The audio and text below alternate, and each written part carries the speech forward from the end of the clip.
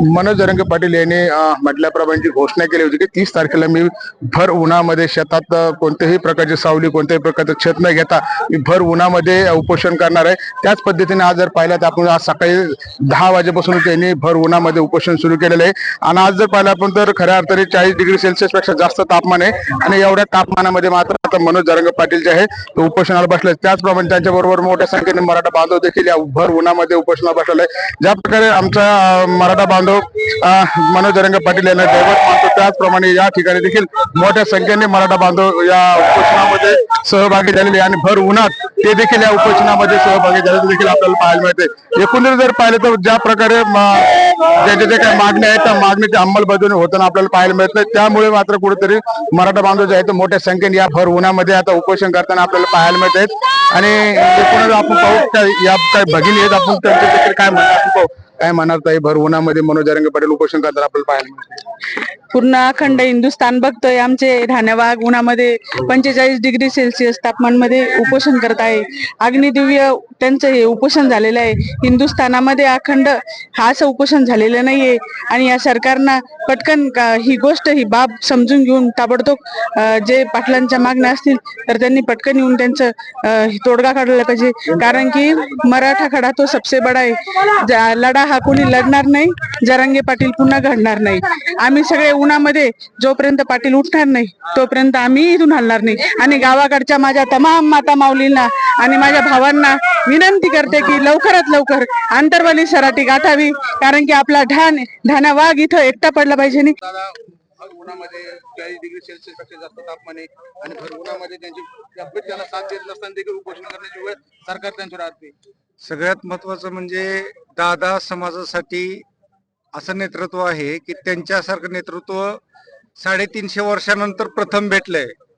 छत्रपती शिवाजी महाराजांनंतर मराठ्यांना जर एखादं नेतृत्व भेटलं असेल ते जरांगे पाटलाच्या स्वरूपात भेटलेलं आहे आणि आज असं मनातून ऊर भरून येतोय की सगळ्या मराठ्यांचं जे काळीज आहे ते असं आमच्या डोळ्याच्या समोर बाजूवर तडफडत आहे आणि मन असं भरून येत आहे की सरकार आहे माणूस आहे का ते जनावर आहे।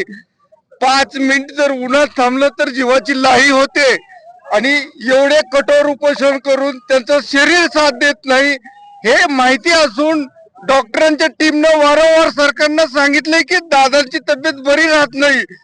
आम्ही एवढ्या काळजीनं दादाला सांगू दादा ऐकणार पण नाहीत, आम्ही त्यांच्यासाठी जीव द्यायला पण तयार आहोत तरी दादा ऐकणार नाहीत, कारण दादाचा निर्णय हा ठाम असतो। तो फडणवीस सरकारला समजायला पाहिजे। आम्ही गरीब आहोत मराठे, आम्ही फक्त विनंत्या करतोय हात जोडतोय आणि दादाच्याच मागे राहतोय। आमच्या भावना खूप वेगवेगळ्या चालतात पण दादांचा एक आदेश सगळ्या मराठ्यांसाठी एवढा भारी राहील, सरकार दादाला जर काही झालं रे लबाड सांगत नाही, जीवाचं रान करू पण घरातून काढून तुकडे करू तुमचे। माझा शब्द आहे, मी छत्रपती शिवरायांचा एक मावळा आहे। दादांच्या केसाला जरी धक्का लागला लबाड सांगत नाही। मोदी तू अमेरिकेत जरी जाऊन राहिलास तरी त्या भुऱ्यापासून उचलून आणू तुला, जीवाचं रान करू पण पुन्हा हा संघर्ष थांबणार नाही। ही काळ्या दगडावरची रेष आहे आणि हा मराठाचा शब्द आहे। नक्कीच आपण जर पाहिलं तर मराठा बांधवामध्ये मोठा रोष असल्याचं देखील आपल्याला पाहायला मिळते। त्यांच्या जे काही भावना आहेत त्या भावना येताना आपल्याला समोर येताना देखील पाहायला मिळते। त्यामुळे कुठेतरी मनोज जरांगे पाटील यांना जे काही वेदना होत्या त्या मराठा बांधवांना पाहायला जात नाही आणि त्यांच्या डोळ्यातून अश्रू येताना देखील आपल्याला पाहायला मिळते। मात्र सरकारने त्वरित जरांगे पाटलाच्या तब्येतीचे लक्ष घेऊन त्यांच्या जे काही मागण्याच्या मागणीकडे त्वरित मागण्या करावा अशी विनंती आणि इशारा देखील मराठा बांधव देताना आपल्याला पाहायला मिळते। संजय आहेर, LS मराठी, आंतरवाली सराटी।